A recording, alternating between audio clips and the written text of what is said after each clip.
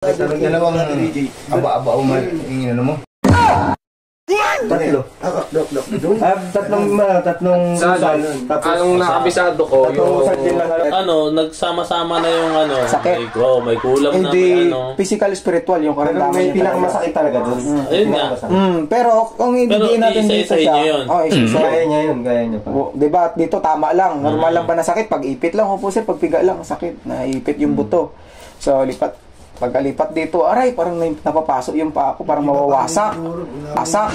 No? Parang mawawasak yung paa niya sa sobrang sakit. Akala niya matatanggal na yung daliri. So, lipat mo na dito. Pagka nalipat mo na dito sa kulang barang, at ito yung pinakamasakit talaga na hindi niya matiis na halos hindi na siya makahinga ng maayos, na dumigat na yung pakiramdam niya. Ibig sabihin, good sign. Kapag tag-test ka pa lang, bumigat na yung pakiramdam niya, tumanglain na. Magandang sinyalis yun. Ibig sabihin, nakalukob na. Isang tawag lang yun. Pasok yun. Oo, pero kapag ganado pa rin, yung parang pa rin yung presensya ng pasyente, may time na 2 beses mo siyang tatawagin, hanggat di ka nag-uusal ng kahit hindi mo siya mahuli ng isang tawag lang. Hindi pa natatapos yung usap. Oo. Pasok ka doon sa loob. Pagka ganon, matamlay. Example, ganado siya, pag upo. Tapos nung nag-usal ka na, Bigay tumamlay.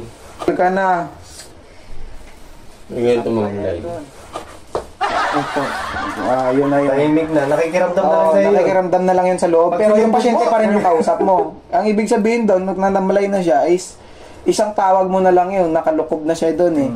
So nakursalan mo na ng corona, hindi na siya makaalis doon. Hindi, wawala na siya pag-asa.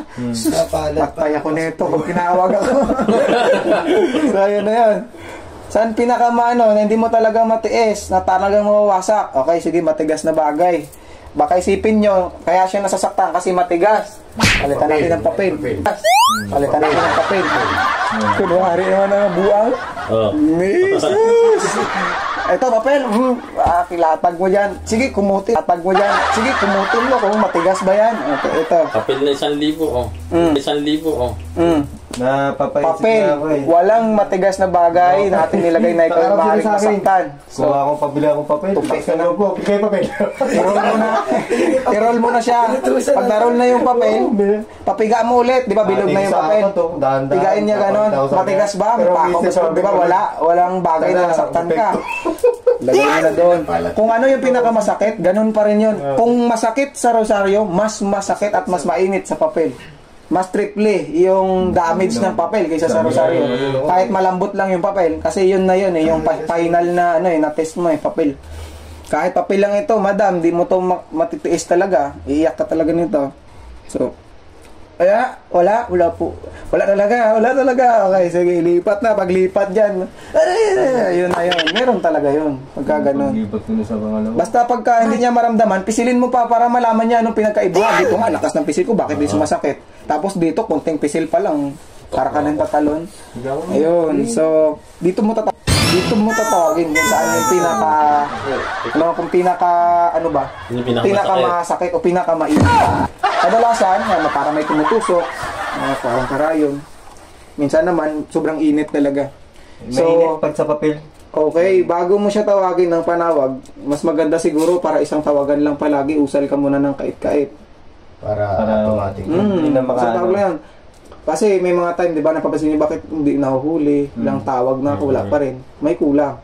Ang kulang doon ay parang panawag sa matataas na antas. Kasi ibig sabihin nun, baka marunong yung sa harap mo marunong o mataas yung antas ng gumagaway sa kanya, hindi mo mahuli-huli. Tapos, kaya kailangan kait-kait, dayum igusum sisak manisipisak lisak magnesipisak jeya huwaw kaum spiritum sanctum itam benedictum igusum spiritum gratiam sanctum nga mira Diyos mo rum hanggang sa matapos. So pagkatapos na hanggang Ave Maria lang, huwag mo tatapusin kasi banal na spiritanto na tawagin mo nun.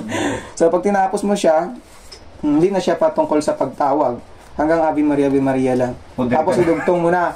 Pagpuder ka na, kaya malamang malakas yon yung nasa likod nun. Kasi hindi mo natawag ng ilang panawag eh. Ngayon, usal ka na ng himingi ka na ng resback sa banal. Hindi na, ikaw na maghila. Kaya hindi ko talaga matawag. Ikaw na lang maglalas doon sa kanya. Ayaw niya man at sa gusto. Hilain mo na. Yan na, sasampay na yan doon. Ay, buti takbo. Hindi, mag-ano ka, mag-mission ka itong January. January sana, no? Pwede. Sa pag-gig nga eh, sa hindi dapat eh. Doon! Pag napalabas Bro. mo, Pwede. Maglagay ka sana ng tarpaulin doon. Doon siya, pwede natin bisitahin, no? Madami talaga doon. Doon kami palagi nag-mission sa... Halo-halo kasi tao doon. Halo-halo ng tao doon. Doon Kasi bago bumalik papunan na ng mga ano eh. Mga taga-probinsya. Oo, naman tayo Parang yung Bisaya, mga ano talaga. Nag-aalitan sila eh, doon sa lugar na yun eh. Mamakukulam. Oo, doon magpupuntahan. Doon sila magtitipon-tipon. Kasi sila May mga nagkakaintindihan. chismis doon sa may kainan. Ay parang ihaw-ihaw ba yun? Dami nila nagtitipon-tipon. Tapos yung turo-turo, yung kutsi ba? Na dala namin yung vlog. Yung turo-turo nila. Naka-convoy yung mga motor eh. Mga motor na mga taga-naik. Kasi unang mission namin doon, dami talagang pasyente. Unang mission. Siguro mga 8 kami na manggagamot. Dumayo doon. Sa ano, mga ano pala, gabulan na ano na, mangkukulam, iwanan mo, okay na ba? Hindi ka binigyan ng bawas ko. Pasaniban mo lang. Bahala ka dyan. Sobrang sama mo naman. Uwi na ako. Kawawa yung ano dun. Hindi alam kung ano gagawin. Kaya, mauulian yun, ilang oras. actually, kung tagal na kayo magkukumbate, example, magagaling na. Magaling naman talaga kung example ba, yung kabisado na lahat ng proseso, pwede nyo yun i-share sa mga nangangailangan din. Sa una, libre muna. Kasi malamang, aabusuhin ka yan eh. Kapag libre, doon mo na ma-realize na marami nang tatangkilik. may mga nag-aabuso, may mga lumalaki ang ulo. Magpa-entrance pay nga ako. Para siyempre, para may ano ba, may purpose din yung pagpasok. Bahala kayo kung mag-awol kayo, mag-ano kayo. Sino interesado? So, ang role kasi natin sa BCP, pamilya eh, hindi yung student o guro. Kasi pagka ganon, gagraduate kayo, marunong na magkumbati, wala na, pabayaan na kayo. Yun yung student. Pero pag family, habang buhay yan, may connection tayo sa bawat isa. Example, may time na kailangan nyo ng backup. Kailangan nyo ng matibay na pundasyon ng grupo, ng Baylan Council. Lahat yan, kapatawag tayo. Backup yan eh, brother. Nanginig. Ano yung experience na? Ano yung nangyari, sis? Yung nanginig ka? Oo, sabi niya bro, kakabahan ako, backup. Nasa trabaho pa ako sis. Patay. Ay, ginabahan ka eh. Oo. First time mo ba yun? Sa daliri, iniibig ko. Nasaktan talaga siya, dalawa yun eh. Pero sa maliit, hindi. Dito lang. Nag-backup? Bakit umabot ka dyan sa big finger? Parehas. Alam mo na ata yung gusto mo yung... Ako lumagpas ka na sa world record.